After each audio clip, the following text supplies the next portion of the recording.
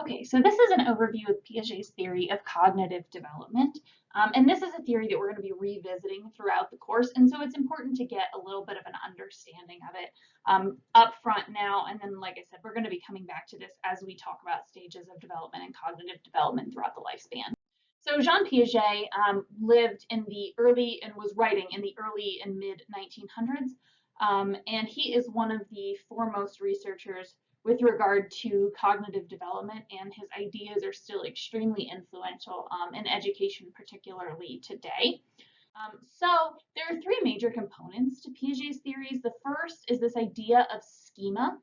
And so Piaget said that learners construct mental models, which are called schema. I think of these kind of like mental file folders where everything that you know about a particular concept or idea goes into this file folder and creates this overall mental representation. And importantly, these come from the learner's interpretation of the world, not from the world itself. So the objective experience that I have matters a lot less than how I perceive and think about the experience. And this was a pretty new idea that has become what we call constructivism today. And Piaget was the one who proposed this. And then another of his big ideas was this idea of equilibrium. So basically, he said that we all have these schemas, these mental models that we've constructed in our head. And when those schema match our experience, we are in equilibrium. But if I encounter something new, I'm in disequilibrium, and I have to change or update my schema or the way that I'm interpreting the world in order to get back into equilibrium. We're going to talk a little bit more about that in just a minute. And then finally, Piaget proposed 4 stages of cognitive development. And there are some issues with these, which we're going to talk about in a few moments. So this is probably the least supported of his ideas. So we're going to start with this idea of a schema. So first, let's just imagine that we have a schema for the word dog. So it's like a mental file folder. Everything we know about dogs goes in there. So a dog I've seen goes in there. The noise a dog makes goes in there. What dogs like and what they do goes in there. Other dogs, they can look different, right? Other noises, right? Some go woof, woof, and have that big noise. Others make that little yappy noise. Books I might have read about dogs, all the information from those goes in there. Dogs are slobbery, right? If I've experienced slobbery dogs, that'll go in there. What they feel like will go in there. And then I would also have a connection, if I know what a mammal is, between my dog schema and my mammal schema, because dogs are a type of mammal. So we have all of these interconnected concepts in our minds, and it's really hard to kind of separate these in an effective way, but you can think of this like your mental representation, right? Everything that you know and think about dogs goes in your dog schema, and then all of your dog schema is connected to all the other schemas that are related to dogs in any way, such as a pet schema, a mammal schema, an animal schema, right? A schema of things you like or things you don't like, and so on and so forth. So let's imagine for just a moment that we have this baby who meets this gigantic mastiff. Now, this baby consciously probably won't remember this in a few years, but for the time being, this baby is going to think of this dog as someone who has a head about the size of the baby's whole body, right? And this baby is probably going to perceive this interaction with this dog differently than somebody who might be the same size or the same weight as this dog.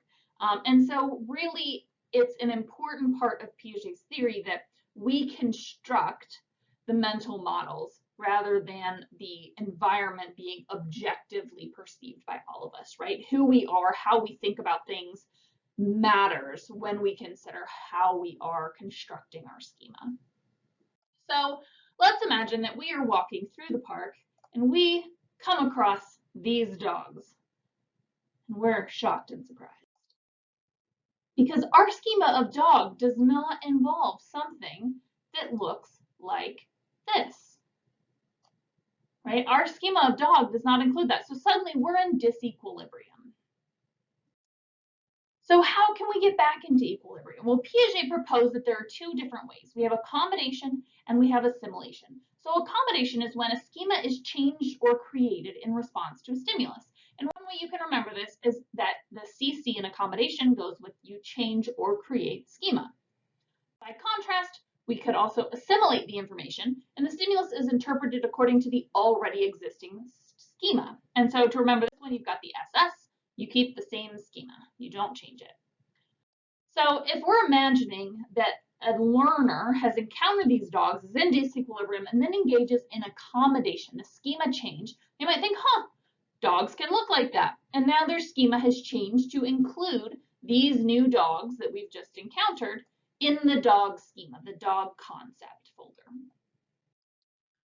If we engage in assimilation, the schema does not change, and I might insist those aren't dogs, right? This is kind of a silly example, but this goes to show how people can interpret information without changing their mental model. And we actually find that it's pretty hard to get people to change their mental models, especially when it's about something that they hold very close to them or that they've known for a long time. Getting them to genuinely change their schema can be pretty difficult. So now that the learner is back in equilibrium, they've engaged in either accommodation or assimilation, and they are back in balance. So their schema matches what they are experiencing in the world, and they're back in balance. Now, hopefully they've engaged in genuine learning through accommodation, and they've changed their schema so that they will be better equipped and more ready to encounter whatever it is that they're going to encounter in the world in the future. So you can imagine if a student is in a math class and they have accommodated the concept of addition and they've added in the addition algorithms that they learn. Now they're ready to move on in math because that's in their schema, it's in their long-term memory. And they will have that there to access when they get to, say, subtraction, and they need to understand addition in order to then further understand subtraction. So this idea that learning requires us to be in disequilibrium, which tends to be kind of uncomfortable for a lot of us. We like understanding things. But according to Piaget's theory, and this holds up pretty well in research, we need to be in disequilibrium. We need to be in that discomfort in order to adjust our mental models in ways that build us fuller and more useful schema in the future. So now moving on, we have Piaget's stages of cognitive development. And so he proposed 4 stages of cognitive development: sensory motor, pre-operational, concrete operational, and formal operational. And you'll notice here that these stages start at birth and go to about 11 years old or 12 years old. And there's a couple of problems with this. The first is that young children are actually more capable of complex thought than Piaget thought that they were. And so we find that young kids are able to think about complex ideas in more complex and sophisticated ways than Piaget proposed that they were.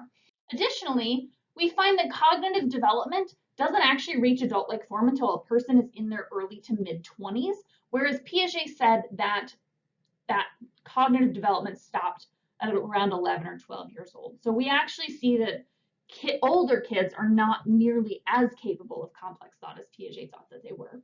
And finally, we know that the division between stages are not as clear as Piaget thought. So there's no like magic moment where a kid stops being in sensory motor and goes into pre-operational. It's much more continuous than that. And additionally, a kid could be in one stage, let's say that they're really advanced in math, and they're in the concrete operational stage in math, but they're struggling in reading, so they might still be in pre-operational thinking and reading. So we find that these are not nearly as clear-cut and well-defined as Piaget proposed. However, he did identify some really important milestones in cognitive development that can really help us understand how kids of different ages think and how our thinking changes as we go through our lives.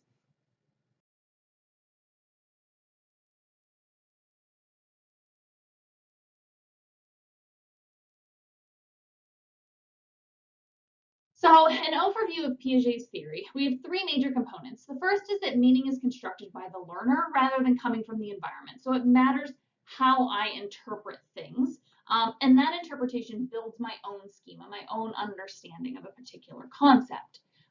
Next, disequilibrium is critical for learning and development. So we have to be out of balance with our surroundings, with what we're encountering in order for us to learn.